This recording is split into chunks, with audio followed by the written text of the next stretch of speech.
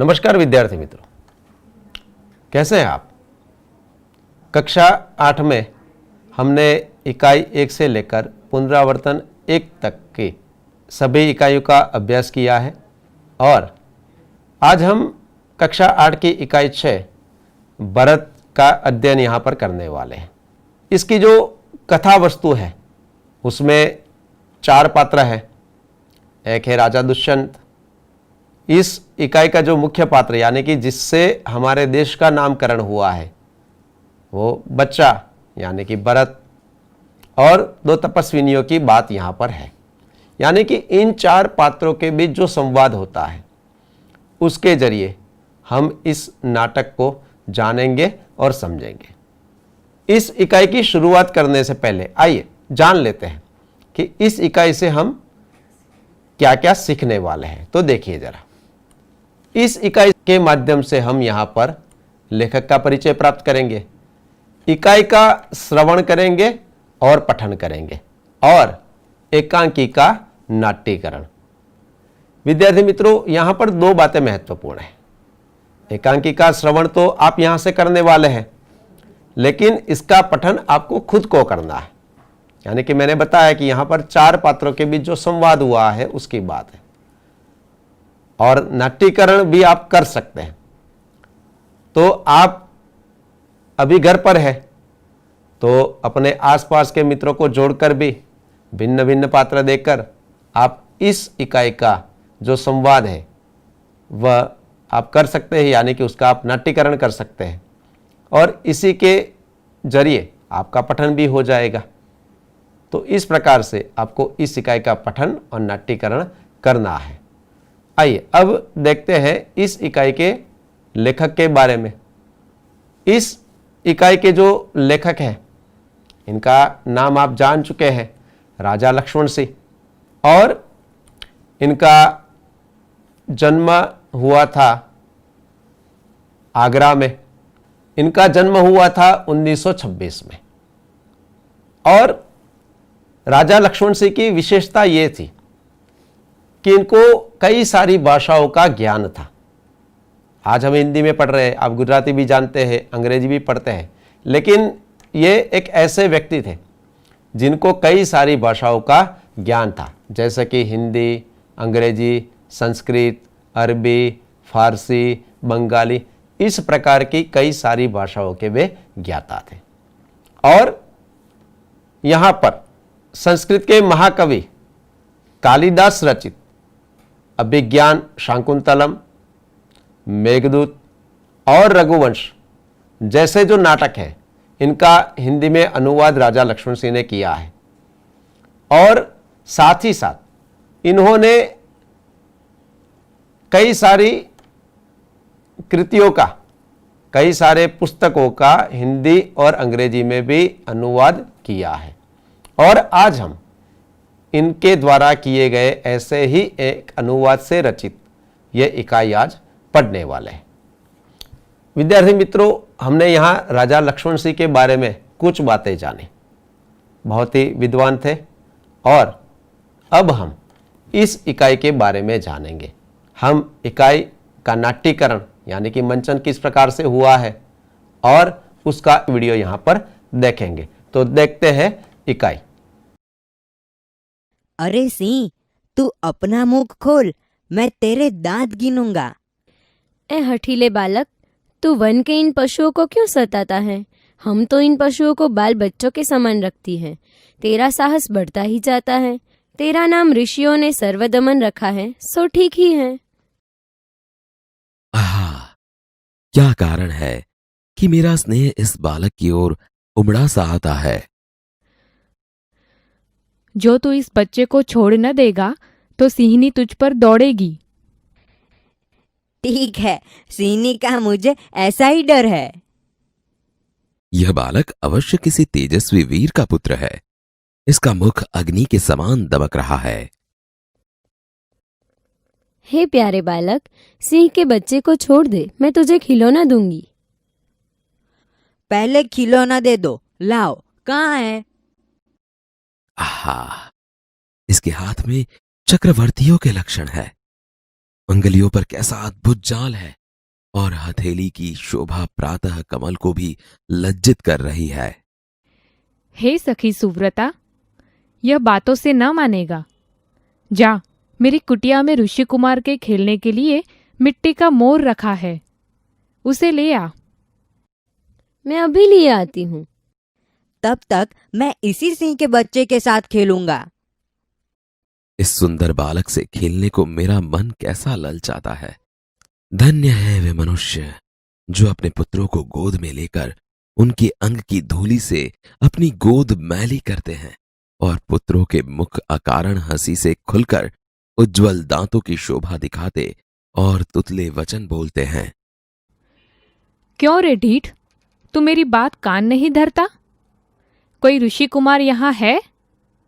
हे महात्मा, तुम ही आओ और कृपा करके इस बलि बालक के हाथ से सिंह के बच्चे को छुड़ाओ।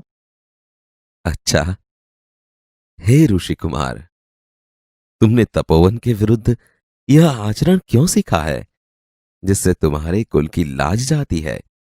यह तो कोई अच्छी बात नहीं। हे बड़भागी, यह ऋषि कुमार नहीं है। सत्य है, उसके काम ही ऐसे साहस के हैं, यह ऋषि कुमार नहीं जान पड़ता। परंतु मैंने तपोवन में वास देख इसे ऋषिपुत्र जाना था। आहा, जब इसका हाथ छूने से मुझे इतना सुख हुआ है तो जिस बड़भागी का यह बेटा है उसे कितना हर्ष होता होगा। बड़े अचंभे की बात है। तुम्हें क्यों अचंभा हुआ? इसलिए हुआ कि इस बालक की और तुम्हारी सूरत बहुत मिलती है और तुम्हें जाने बिना भी इसने तुम्हारी बात मान ली। हे तपस्विनी, जो यह ऋषि कुमार नहीं है तो किस वंश का है? यह पुरुवंशी है। इसीलिए इसकी सूरत मुझसे मिलती है। पुरुवंशियों में यह रीति तो निश्चित है कि युवा अवस्था में वे महलों में रहकर पृथ्वी की रक्षा और पालन करते हैं और वृद्धावस्था आने पर वन में जितेंद्रिय तपस्वियों के आश्रम में वृक्षों के नीचे कुटी बनाकर रहते हैं। देवता जैसी शक्ति वाला यह निडर और असाधारण बालक मनुष्य का पुत्र भला किस प्रकार होगा? हे परदेशी, तेरा यह संदेह तब मिट जाएगा जब तू जान लेगा कि इस बालक की माँ मेनका नामक एक अप्सरा की बेटी है। उसी के प्रताप से इसका जन्म देव पितर के इस तपोवन में हुआ। यह तो बड़े आनंद की बात सुनाई। इससे कुछ और आशा बढ़ी। इसकी माता किस राजर्षि की पत्नी है? जिस राजा ने अपनी विवाहिता स्त्री को बिना अपराध छोड़ दिया है उसका नाम मैं ना लूंगी। यह कथा तो मुझ पर लगती है। भला अब इस बालक की मां का नाम पूछो। हे सर्वदमन, यह शकुंत लावण्य देख। कहाँ है शकुंतला, मेरी माता? यहाँ तेरी माता नहीं है।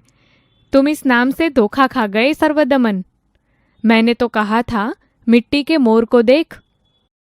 इसकी मां मेरी ही प्यारी शकुंतला है या इस नाम की कोई दूसरी स्त्री है? यह वृतांत मुझे ऐसे व्याकुल करता है जैसे मृग तृष्णा प्यासे हिरन को व्याकुल करती है। मुझे यह मोर बहुत अच्छा लगता है। ओह, बालक की बांह से रक्षाबंधन कहाँ गया? घबराओ मत। जब यह नहर से खेल रहा था तब इसके हाथ से गिर गया था, सो वह पड़ा। मैं उठाकर तुम्हें दिए देता हूं। अरे अरे, मत उठाओ, इसे मत छूना। ओह, इसने तो उठा ही लिया। यह लो।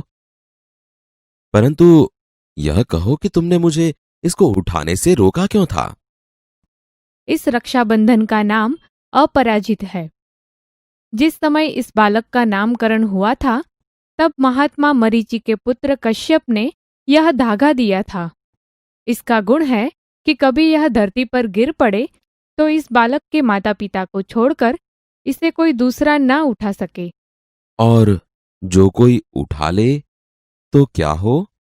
तो यह तुरंत सांप बनकर उसे डसता है। तुमने कभी ऐसा होते देखा है? अनेक बार।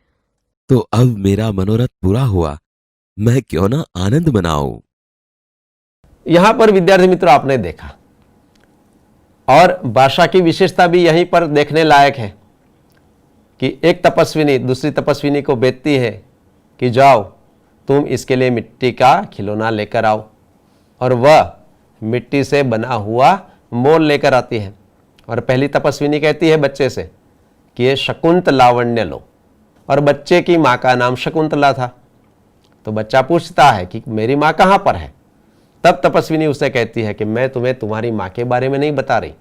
और उसके बाद जब राजा दुष्यंत भी कहता है कि तुम इसे छोड़ दो, वह उसके पास जाता है तो बच्चा तुरंत उसकी गोदी में बैठ जाता है।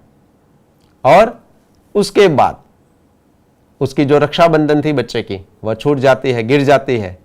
तपस्विनियां मना करती है राजा दुष्यंत को कि भाई तुम मत उठाना, क्योंकि ये ऋषि द्वारा दी गई है और अभिशापित है कि इस रक्षाबंधन को कौन उठा सकता है? हाँ, उस बच्चे के माँ और बाप के अलावा कोई हाथ में नहीं ले सकता। लेकिन उसके बावजूद राजा दुष्यंत उस रक्षाबंधन को अपने हाथ में ले लेते हैं और बच्चे के हाथ में बांध देते हैं। और तपस्विनियों को जो डर था कि क्या होगा, लेकिन ऐसा कुछ हुआ नहीं।